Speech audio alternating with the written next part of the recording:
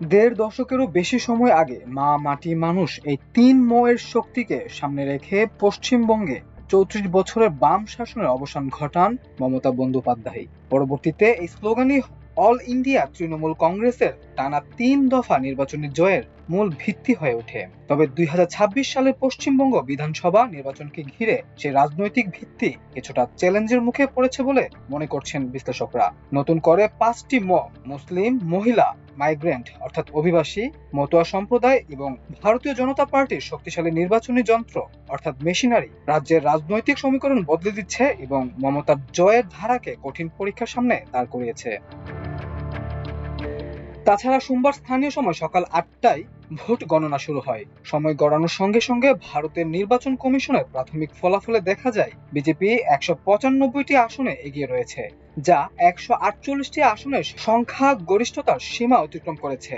অন্যদিকে তৃণমূল কংগ্রেস ১০০ আসনের গণ্ডি পার করতেই হিমশিম খাচ্ছে। অন্যদিকে বিশেষ নিবিড় সংশোধন অর্থাৎ এসআইআর কার্যক্রমের আওতায় বিপুল সংখ্যক ভোটারের নাম বাদ পড়ার অভিযোগের পর অনুষ্ঠিত হয় এবারের নির্বাচন ঘিরে রাজনৈতিক পরিস্থিতি আরো জটিল হয়ে উঠেছে। এদিকে বিশ্লেষকদের মতে পশ্চিমবঙ্গের রাজনীতি পরিবর্তনের পেছনে যে ৫টি ফ্যাক্টর কাজ করছে সেগুলো খুবই গুরুত্বপূর্ণ ফ্যাক্টর। দীর্ঘদিন ধরে নারী ভোটাররা তৃণমূল কংগ্রেসের অন্যতম শক্তির উৎস। গত এক দশকে নারীদের জন্য একাধিক কল্যাণমূলক কর্মসূচি চালু করেছেন মমতা বন্দ্যোপাধ্যায়। এর মধ্যে লক্ষ্মীর ভান্ডার, নগদ সহায়তা প্রকল্প এবং কন্যাশ্রী বিশেষভাবে উল্লেখযোগ্য। তবে ২০২৬ সালের নির্বাচনে প্রধানমন্ত্রী নরেন্দ্র মোদীর নেতৃত্বাধীন বিজেপিও নারী ভোটারদের লক্ষ্য করে নানা প্রতিশ্রুতি ও প্রচারণা চালায়।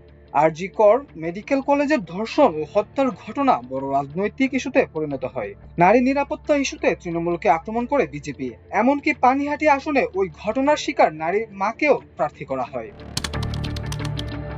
পশ্চিমবঙ্গের প্রায় ২৭% মুসলিম ভোটার দীর্ঘদিন ধরেই ক্ষমতার সমীকরণ নির্ধারণে গুরুত্বপূর্ণ ভূমিকা পালন করে আসছে।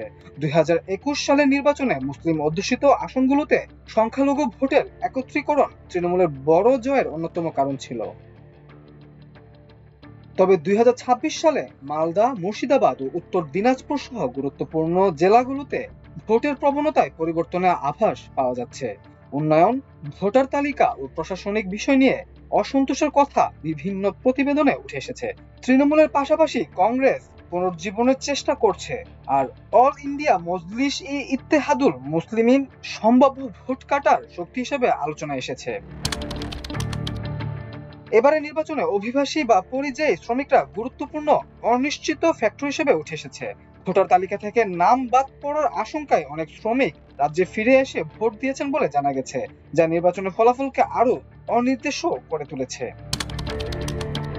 পশ্চিমবঙ্গের তফসিলি জাতিভুক্ত জনগোষ্ঠীর একটি বড় অংশ মতুয়া সম্প্রদায়, যার সংখ্যা প্রায় ১৭%।